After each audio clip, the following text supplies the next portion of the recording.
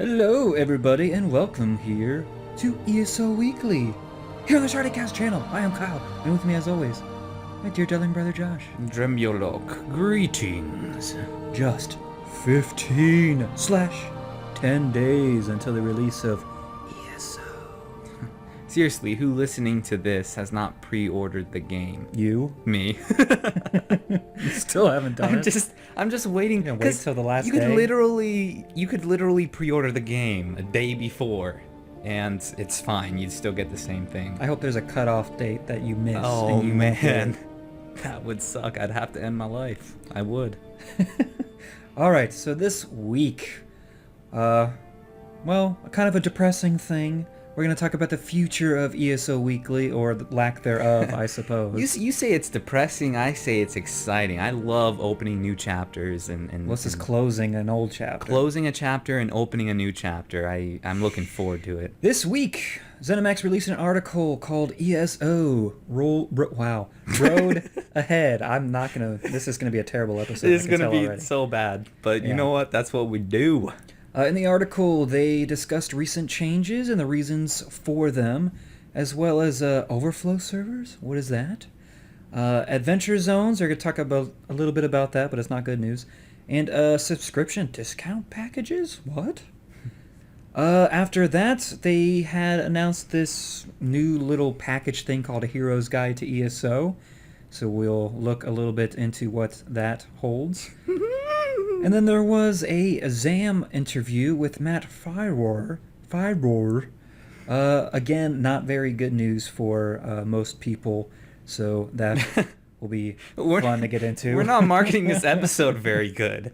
We got a bunch of sad stuff to go over. Well, you know what? I didn't make the news. I'm just bringing it to them. Yeah, so don't shoot the messenger. It's not my fault.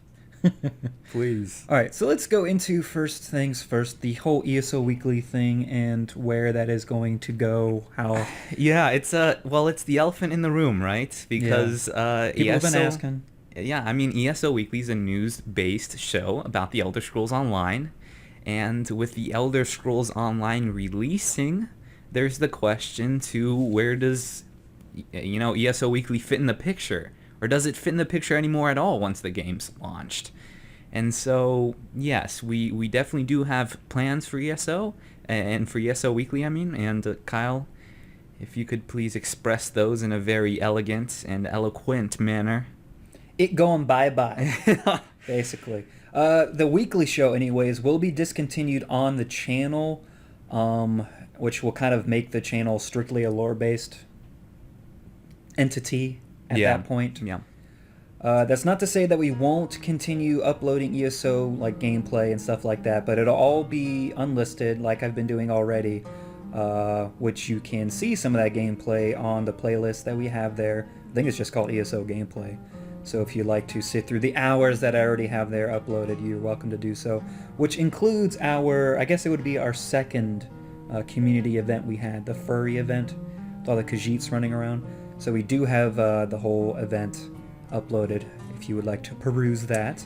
Yes, I would like to make it clear that no, this is not the end of Elder Scrolls content, obviously, on this channel. The Elder Scrolls lore series will continue indefinitely, I want to say. I don't know. I have no plans to stop the Elder Scrolls lore series here on the channel, and as Kyle said, we're looking to make this channel more of a lore-centric channel. Now, does that mean we won't put out another Elder Scrolls Online video? No, because at least personally, I don't know about you, Kyle, but I'd still like to make my own big, huge, encompassing review of the Elder Scrolls Online that probably won't come for months after the game's released, because I'll need to level up a character, experience the end game with guilds and stuff like that.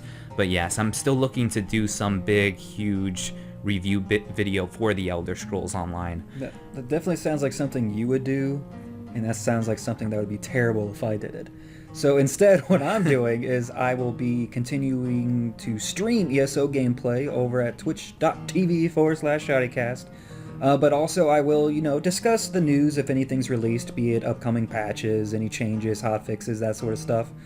So I always keep you up to date there on our Twitch stream. I will eventually have a pretty set schedule that will be listed there for you to see, so you'll know anytime you need to show up. But also follow our Twitter, because that's where we usually post any upcoming events. Yeah, sure. I'm sure we'll be writing articles and stuff and blogging about it a lot more. And that's the other thing, yes. Make sure you are subscribed to our website so you get email notifications anytime we do post something on the site. So, yeah, you'll most likely see articles posted by either of us detailing any of the ESO info that was released, as well as our opinions on that.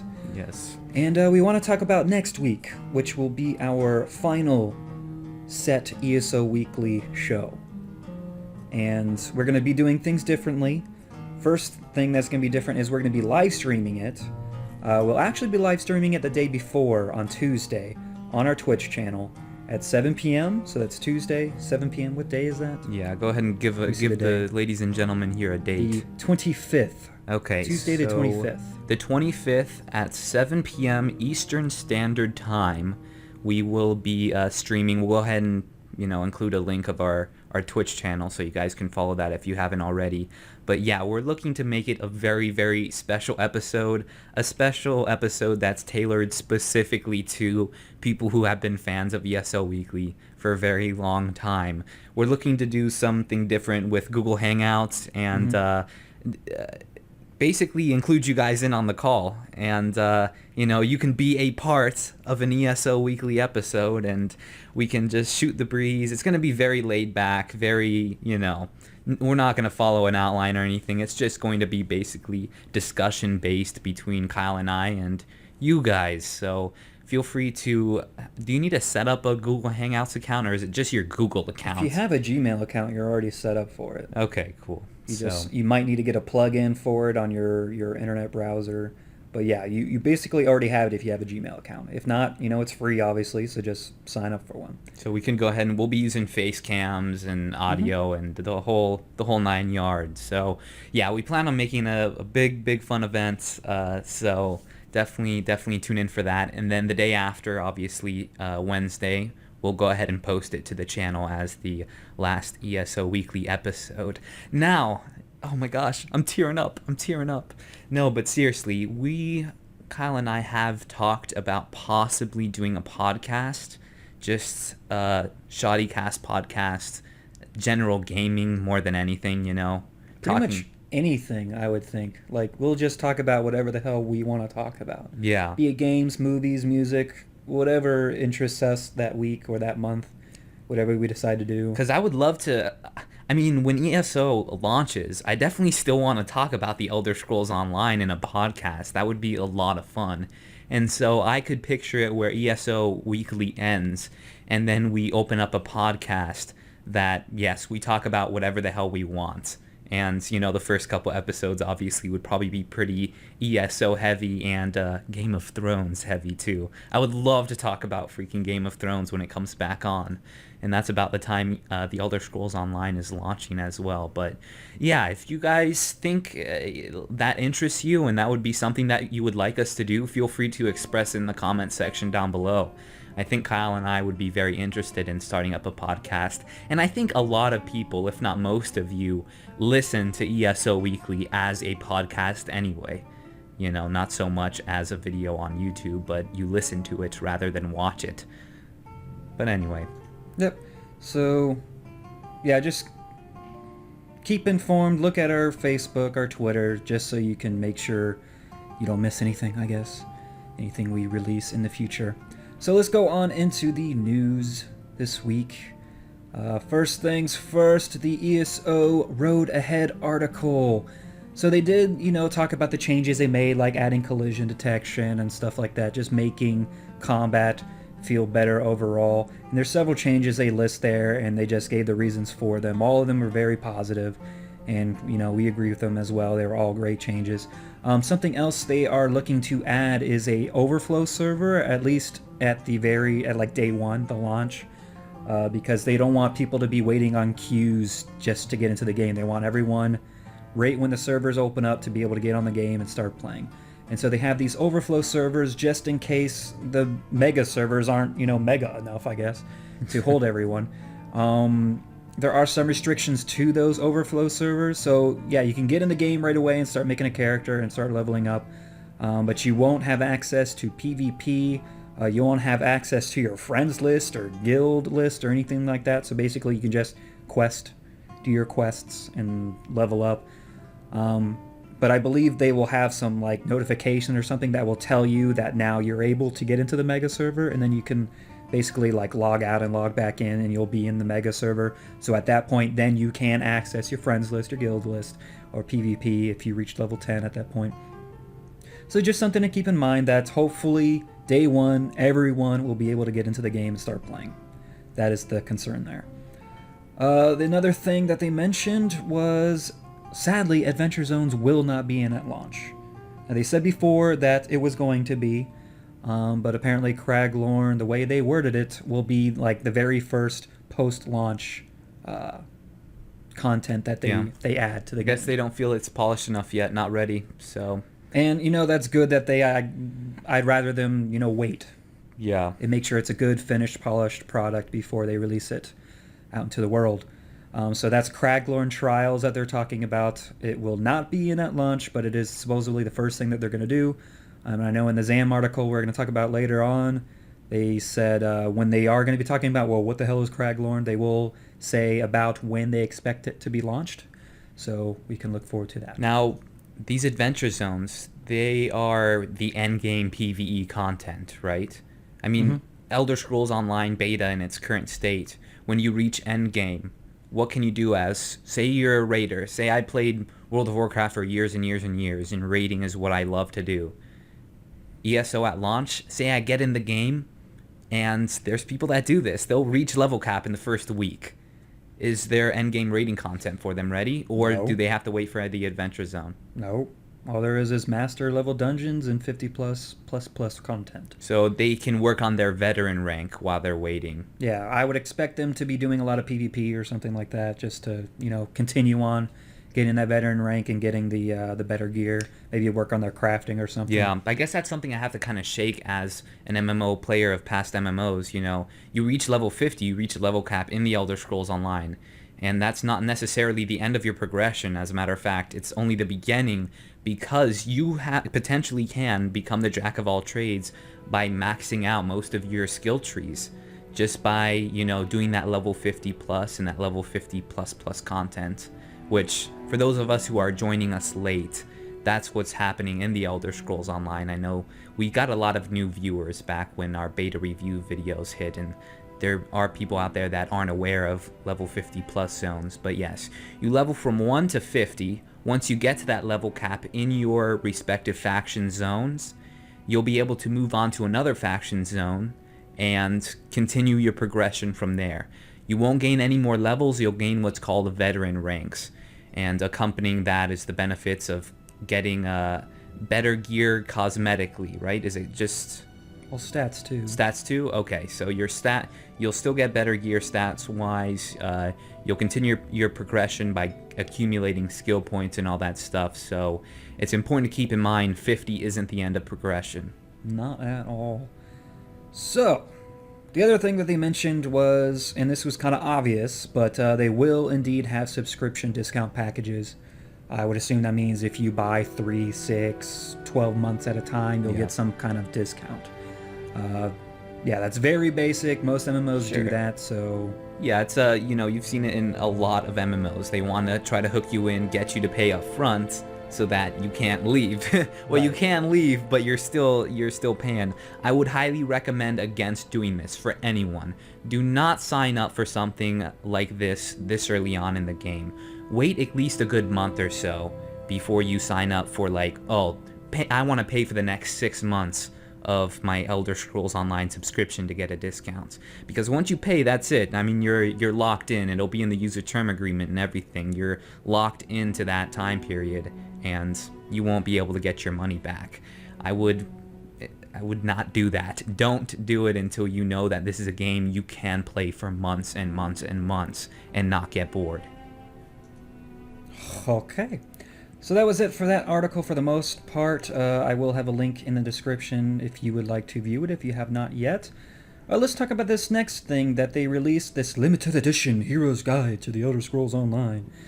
If you like this sort of thing, a book just full of all these different sketches and stuff found within the game with like basically tooltips of what the stuff is, kind of describing it, and it's in the form of like someone that had went out into the world and found all this stuff and started writing down about it.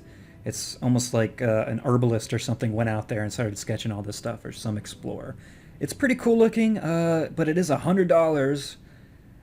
But in that, you get like this leather-bound book that we were saying has those sketches in there. There's a few other things in there. There's like a, what do they call it? Like a micro lithograph that's numbered. Ooh, it's special. But they are only making... it is limited, right? 1,000? 10,000. 10,000? So it's not that limited, but yeah. I'm sure they will eventually sell all these. Oh yeah, eventually they will sell these. I gotta say, this appeals to me more than the collector's edition for the Elder Scrolls. This should have been our incentive instead of blocking out the entire Imperial race. It should have been more physical items like leather-bound books and stuff, things that you would actually find in the Elder Scrolls universe. This appeals to me a hell of a lot more, and I'll tell you what, I'm gonna most likely end up getting this rather than a collector's edition for the Elder Scrolls Online. Ooh, but that's an $80 difference, though. It's an $80 difference, but so much better crap. Oh, I won't get a vanity pet. Oh, whatever. Boo-hoo, right? What, you don't want that mud? Was it the mud crab? Or is it that, no, it's that one, that gar-looking thing. Oh, no, I think everyone gets the gar. The mud crab, I think, is the for mud the crab, collector's edition. But whatever. That's worth $20, right? I want something tangible, something meaty I can hold in my hands. Yep, so that's that. The final thing this week, there was a ZAM interview with Matt Firor. Pretty much all of the article was fluff, just basic stuff we've known. Yeah. And they just kind of... That's the thing. There's not again. Now that the beta is open. I mean, you have the NDA lifted and all that. There's nothing we don't know, really. I don't know. It's just yes, but let's get into what I know is going to tick you off. They already have in here. Okay, they're going to have two things in their online store. Okay, quote unquote online store. Can we stop for a second? What's that? It is a cash shop, first of all, and I know people hate that term and.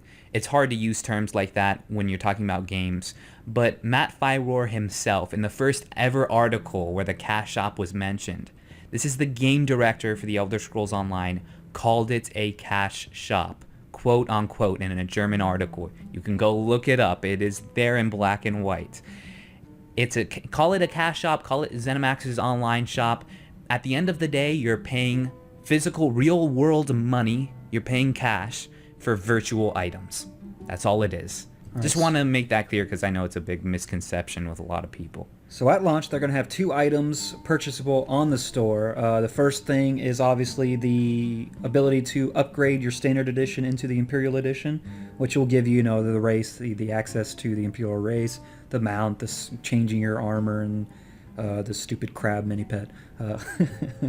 Now, the second thing that they're going to be selling is a Palomino horse. So if you didn't believe that this was a cash shop, it is now a cash shop. And there's no way to say that it is not a cash shop because they are now selling virtual items in the store. Yes. Specifically. It isn't just services anymore. It's not name changes or anything like that. It is a virtual item that you can display in-game. That's what it is. It's a cash shop. So I guess this is their version of the sparkly horse. It's going to have the same... It's always horse stuff. You notice that? Horse. For World of Warcraft, it was a sparkle horse. For Oblivion, it was horse armor. The freaking horse is Satan. Yep, so this Palomino horse, which if you don't know what a Palomino horse is, it's basically like a tan or brown colored horse with white hair. So I'm assuming that's what it's going to look like in the game. But anyways, it's going to have the same stats as the Imperial horse, which I believe is 15% speed increase, and that's it, I think. So it's basically the same stats as like the lowest cost horse you can buy in game or something around those lines. But anyways, they are doing that for those, I guess, who don't want to pay for the whole Imperial edition, but they just want the horse.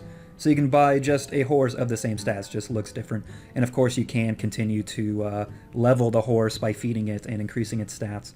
But yes, here we are, day one, they are selling an item in their cash shop. Yeah. So maybe your definition has, the shop has to be in the game for it to be a cash shop. Well, that's just dumb.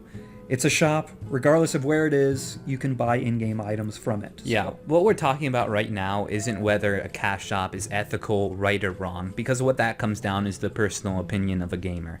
But we just would like to address and identify it as, yes, a cash shop. At least call it what it is, you know? But, yeah, obviously I'm not going to go into whether or not I think this is good or bad. You guys know my opinion on this. You know that while I've played many MMOs, as a matter of fact, it's pretty hard to find MMOs nowadays that don't have a form of cash shop in one form or another. I wasn't a fan of it when I played those MMOs, and I'm still not a fan of it now. I've always been the type of gamer that has subscribed to the fact that if you're paying $15 a month for a game, $15 a month being more than a Netflix subscription, more than a Hulu subscription, more than an Amazon Prime account, like all these things, if you're paying $15 a month to play a game, my belief, this is my personal opinion, my belief is that you should have the game open to you. Anything that developers work on, I feel that you are entitled to as a consumer. That's my opinion. I know a lot of you guys will not share that opinion, but I just ask that I guess you respect mine. man, I honestly don't care about this horse thing being purchasable. I mean, it's something you can get in-game with in-game gold, so it's not like it's Right. some kind of pay-to-win or some stupid thing like that. Right. But what I don't like about this is it opens the door for potential things like that to happen. So other items, since they've already opened the door here for virtual items that you can buy with real money, they've opened the door Right. to all other sorts of things that will be Yeah, purchasable. it sets a precedence, you know, now that they've done it, they can continue to do it. And Yeah. they will continue to do it. There's no doubt about that. So, Yep, so that was the news. So let us go into the developer question of the week.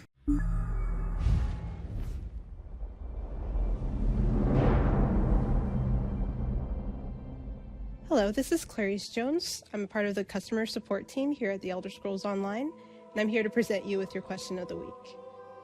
We know that early access and launch are just around the corner. We want to know from you how you're preparing and how you plan to spend your first hours in ESO.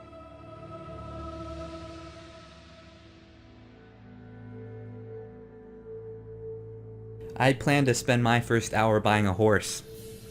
Yeah, so. Can it take you that long to buy a horse? Okay. So your first hour in ESO, you are birthed into this world, as it were, Kyle. What do you do? What is your first reaction? I trudge along through Cold Harbor for the final time. Because after I do it for that initial character, I won't have to do it again because I can skip it. But yes, that first 10 minutes I have to trudge through that. It's not to say it's not good content, but when you've done it 26,000 times, it sucks. After that, I'm probably just going to get straight on into questing. Yeah, I'll probably pick up my Imperial mount, since there is a mount vendor person in every major city, which is where you will end up when you're first thrown into the world. So I'll definitely do that. I actually think I will go into the starter islands. You think you'll I backtrack probably and will do the head in Star there. Islands? Just because you start out at level 3 once you get out of Cold Harbor, pretty much. After Sure. you talk to the Prophet, you'll be level 3. I want to head in there, get those sky shards. I also want to hopefully gain maybe another level or 2 before I start going out into the world, because I like to be over-leveled before I start going Sure. into I mean, it. if you want to enter the world with an inherent advantage like that, and Right. you know, be a little ahead of the curve, absolutely, do 'cause the starter islands. Yeah, it just makes leveling easier for me, and I'll enjoy it more because I'm not getting my ass handed to me. So yeah, that's what I'll be doing. All right, cool. I don't know. There's a part of me that obviously wants to do the whole Elder Scrolls thing and run in any random direction, but I feel like if I approach this game like that, I'm only going to set myself up for disappointments because I've experienced it like that already, and it just doesn't operate so much like that. I'll probably play this game like I've played every other MMO in my first hour, which is pick up every freaking quest within sight and complete them like a chore list. And that's probably how I end up approaching the game. Will we be leveling together at all, Kyle? I mean, you'll have the Rings of Mara. Who do you plan on marrying at the start of your playthrough? I don't know. No one, probably. Because you're too slow, and Just I'm make. just How about like, this? move faster. Make 2 accounts. have the Khajiit other like account set on autofollow on your Khajiit, and marry yourself and level 2 characters at once. I have to purchase a whole other game just to do that? Yeah. People do it in WoW all the time. All the time. I've seen a guy running around with 5 other accounts logged in from 5 other computers following him. Yeah, well, that's madness. That's probably someone selling accounts, so I'm not doing that. If the Rings of Mara were maybe like a 200% bonus or something, then maybe I'd do it. Maybe. But since it's probably only about 10-15%, it's definitely not worth doing. Yeah. That said, I think they actually recently did some changes to the Rings of Mara. They might be unique now, so I don't think you can do that. Thanks probably partially to us, because we did show that in a stream that you can do that for sure. Have 2 Rings of Mara. So, yeah. All right, so that was that. Let us get into the questions from the SHODDIENCE. First one here is from Xavier. Hey, ShoddyCast, Xavier here. I have a couple questions. Me and my friends were wondering, when is the console beta going to be coming out? Because so far we don't really have any information on those. As far as I know, I could be wrong. I probably am. And also, Kyle, your tattoo, that's pretty cool, man. Any idea? Well, I mean, obviously you have an idea, but what does it mean? Does it mean anything? That'd be pretty weird if it didn't.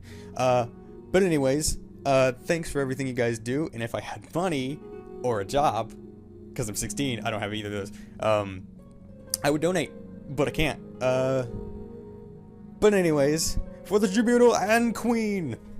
Alright, so the question was about a console beta. I feel like the console guys have really got screwed over, particularly the people who have purchased the PS4, maybe hoping they'll get their, early access and stuff with the PS4. Remember when that was a big announcement that the Elder Scrolls Online was going to have this exclusive beta for the PS4 players? Right. Yeah, where's it at? There's no talk of it, haven't heard a whisper of it. So, I don't know. That's a good question. There's still 3 months till it releases, though. Yes, they do have 3 months until it releases on console. What was the window again? What month window? June. Yeah, so that's so far all we know is that it's going to be launching for consoles in June. But as far as a console beta goes, ZeniMax has been very, very quiet about it. I'm trying to think. If I had to guess, they may only have beta for like the month before release.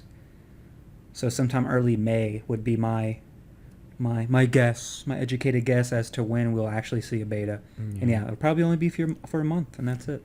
And his second question / comment was about, Kyle, your badass tattoo. Well, what's the story behind it? Color me weird, because it really doesn't mean anything. It's based on the concept artwork from H.R. Giger, who was the concept artist for movies like Aliens and Species and a few other things. I think even Korn, I want to say it's Korn, the band. The mic stand that guy uses, like every single concert was designed by H.R. Giger. So, yeah, pretty much that. I just he basically is the godfather of biomechanical artwork and stuff. Yeah. So I just liked it, and there was this German tattoo artist that I knew who's even been to H.R. Giger's museum. So it was like, well, if anyone's going to do it, it's going to be him, and I wanted it, so he did it. Nice, nice. You missed your opportunity, though, to come up with this badass story where you were serving time, and that's where you got your tattoo. Because you could get a tattoo this elaborate in prison. No, probably not. Well, this is actually just one of a few that I have, including one massive one on my back. Oh, in the tramp stamp. Of course, the tramp stamp, yeah. Because Bubba was here, says it there. So, yeah, doesn't really mean anything. There you have it. The mystery behind Kyle's tattoo now solved. Next question. It's a mystery, right? Hey, ShoddyCast. This question is about Rachel's, I'm afraid. I was just wondering if you could confirm or deny the rumors going around that choosing the most OP race in the game for Nightblades, Khajiit, only to get higher crit damage and such, is useless because there is a cap for everything in the game. I'm not going to sugarcoat it. Words cannot express well enough my hate for the Khajiit. I just want to play as a normal human race, like for instance Redguard, and I know a lot of other people are thinking this exact same thought, but the flavor of the month min-maxing jackass in me don't see another option if I want to play at a competitive level. That is all. Thank you very much for what you're doing. You rock, and have a nice day. Anything to say? All I have to say is, yeah, this game is heavy on its racials, and if you are the min-maxing type who can't stand not squeezing every ounce of efficiency out of your character, yeah, I think you will have to pick that race just for its bonuses, because there are some really, really sick bonuses to be had. Yeah, but like he was also saying, the overcharge, which is the whole diminishing returns thing, is very low in this game. So you'll find that it's very easy to reach that overcharge point with all the stats, really. If you're really putting points into specific things, trying to buff it up, you'll find that you may have put too many points into that, especially when you start taking into point the gear that you have, the Mundus Stone you have active, and all those different traits and enchantments. There's so many different things in this game that can buff your character up. So yeah, it's I mean, obviously there will be some difference between the person that picks a race specifically for a certain stat that they want, but the differences between those two with diminishing returns is going to be so minimal that it's not even worth it. So I'm just going to say, would you rather play a character that is slightly better but you hate it because it's the race you like least, or do you want to pick the race that you actually enjoy to play and don't hate yourself for playing every time you get on? So yeah, just play the race you would like to play. I hope that that's what people are choosing, but I know that's not the reality. Because also keep in mind there's no arenas or anything yet, so one-on-one isn't going to be a very common occurrence. It's going to be very much a group activity in PvP. So it's really not going to matter in the long run, at least not until they sometime, or at least we hope they do, introduce some kind of arena-style combat. Hopefully that answers that. There you go. So let us go into the sponsors of the week. Several here, thank you all. First one here is from Michael Levesque. Thank you, sir. Patrick Paulson. David Ivory. David, you have been called by the Greybeards to High Hrothgar. You are no longer a mere mortal. No, you, sir, are Dragonborn. Charles Rose. Thank you, sir. Abigail Smith. A lady? Thank you, thank you. David Wallace. Kristen I almost said McCullen. McMullen. Thank you. Russell Gale. Thank you, sir. Albert Weissman. Thank you. Here's a cool name. Axel Olofsson. Thank you. Velocity returns. Hello, sir. These weird sound effects in the background. That's the sound of gratitude. Okay, I'm going to say it's Amira Rashid. Hopefully that is close. Paul Figueroa. Thank you. Lisa Winters. Thank you. Alexander Lauritsen. Alexander, fate beckons. Your time here on Nirn is coming to an end. And while you found this mortal life to be an enlightening one, your spirit calls out for something greater. Your soul spirals towards the heavens, your very essence merging with the primal forces of nature. Elements of fire, water, and air tremble to behold you. Alexander, henceforth you command the unseen spirits of air. You, O mighty patron of sailors and travelers, welcome to godhood. Kenneth. Oh. That's what it should be. It'd be so much easier. James Sims. He says, thanks for all the ESO updates. Big help. I was wondering one thing in the Arrival trailer, the Nightblade armor. Do you know what class that is? Light? Medium? I assume he means the Breton Yeah, everyone wants to look like him. He looks like something out of Assassin's Creed. Yeah, one thing to keep in mind, all those armors were just like overly exaggerated, highly detailed versions of some of the armors you might find in the game, so you're not going to find any armor that looks I specifically would love like it. that. You put on that armor in the game, and then all of a sudden you're this awesome CGI, way higher res than everyone. Lags your computer anytime you move. Yeah. Yeah. If I had to guess, I would say it was the Breton medium armor. I know it's medium armor for sure, but no clue. I just want the facial. Actually, I would say the hood is actually cloth, though, because the cloth Breton, or light armor, the Breton hood, does look like that. And it does have the face cover thing. Yeah. All right. Next one here is from Tiago Westendorp. And he says, hey guys, another donation from the Dutch Batavan Guild. Last two were from Joran Janssen. Your show is great. Always looking forward to new episodes of ESO Weekly. There's only one left. And just mentioning that all Dutch people should go sign up for our Dutch guild, De Batavan, at batavaneso.nl. And as always, For the Queen! P.S. Your Dutch sucks. Aw. Totally agree with you there. Dario Huzjack, maybe. Says, thanks to all the Arcanum family, and I'm finally able to restrain the forces of oblivion within me, and now I'm ready to find my path in Tamriel. But beware, if you meet me, they can still gain or go out of control. I'm not sure what he's talking. What do you know what he's talking about? I think he was a demon. Oh, okay. I am Delalith Arcanon. And my destiny is my own. Kashan Gosin says, absolutely amazing work on the Elder Scrolls lore series so far.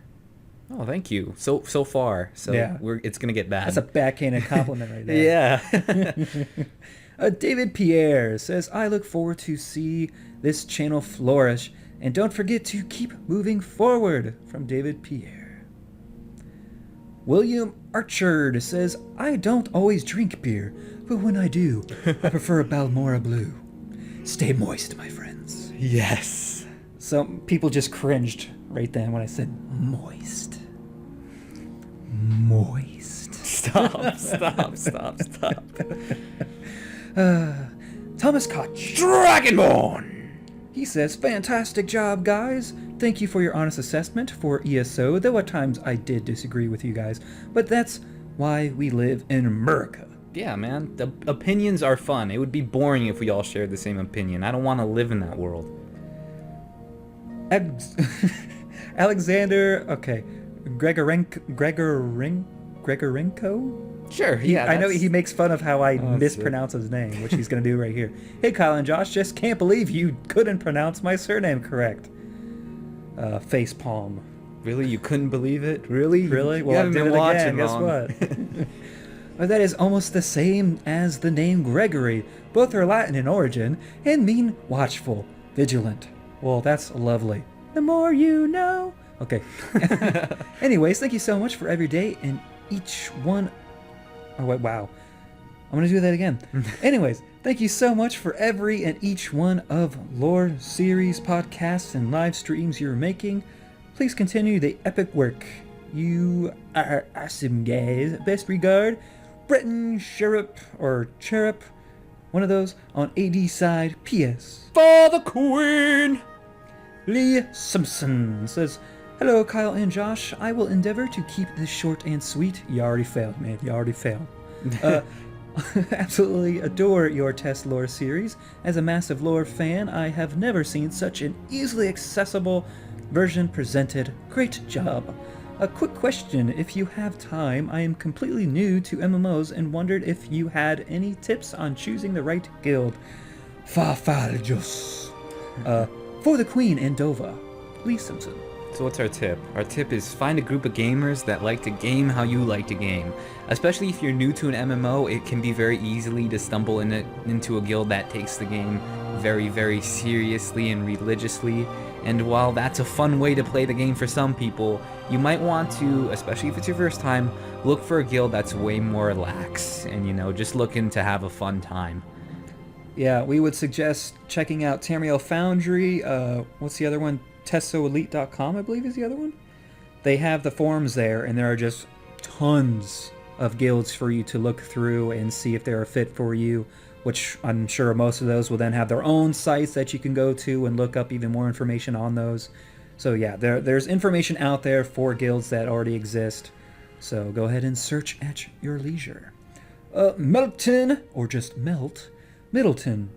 Hello, it's Melt again. Would any of you PS4 ShoddyCast viewers wish to join the Order of the Black Rose? We are an EP guild that will focus on all aspects of ESO. If you are more of a solo player, join us anyways and participate in our mercenary program. Or if you enjoy trading and crafting, join our Danish merchant Soren Krogsgard. If you prefer stealth, bows, and small-scale PvP, then join our rangers. Finally, if you want to kick AD and DC, but, I guess, with 2 T's, join our Black Rose Legion. Bask in the magnificence of the rose, or fail beneath its thorns. Or fall, sorry. I totally ruined it. And finally, Simon Westerdahl. Simon, the Greybeards have summoned you to their place in High Hrothgar. They have named you Dovahkiin. You are no longer mere mortal, no, you are Dragonborn! Simon says, greetings ShoddyCast and its viewers. Prescient Gaming is a freshly started gaming community and is now going to expand an ESO guild. We are now searching for brothers and sisters to join our pact. Yes, we will be an Ebonheart pact, and our main focus will be to meet friends and do whatever you want to do, PvP, PvE, etc. Our website, prescient-gaming.ninja.com. We have other projects going on, so that's why we also need to find a guild master that will guide this guild in a prescient gaming way. Regards, temporary guild master Nizrol Bolganus, Dark Elf. The Captain Fluffy Forum, Prescient Gaming, Blood for the Pact. Oh, I might as well go, Blood for the Pact. There you go, there you go. P.S. Thank you, ShoddyCast, for the amazing work. It's a calf, so I assumed it's screaming. Yeah, that's how it works. That's internet speak. So that was it for the sponsors of the week. If you would like to become a sponsor for the ShoddyCast channel, head over to our website, ShoddyCast.com. On the right-hand side of the screen, you'll see a donation button. If you leave $10 or more, you can leave a promotional message, a short one, small, about Tootsie Roll size, for us to butcher through as you did today. Yes, a fun-sized message. Yes, that. Fun-sized, which is always not fun-sized, by the right? way. That's a stupid name. Yeah, it is dumb. They need to rename that. Anyway, ladies and gentlemen, all your money donated to the ShoddyCast goes directly into the ShoddyCast, not into our pockets. Yeah, that's right. It's to improve existing shows as well as introducing new shows that haven't even been announced yet. Ladies and gentlemen, you have reached the end of this edition of ESO Weekly. And may the tears ensue. It's our second to last episode. Let us know, though. Let us know in the comment section down below. Would you like to see a ShoddyCast podcast? Is that something you would tune in every week for? It certainly sounds like a lot of fun. But yeah, we need people to listen. So yes, be sure to leave those comments down below. Don't forget to like this video and share it with everyone you know. I have been Josh. And I've been Kyle. We'll catch you later. Boy.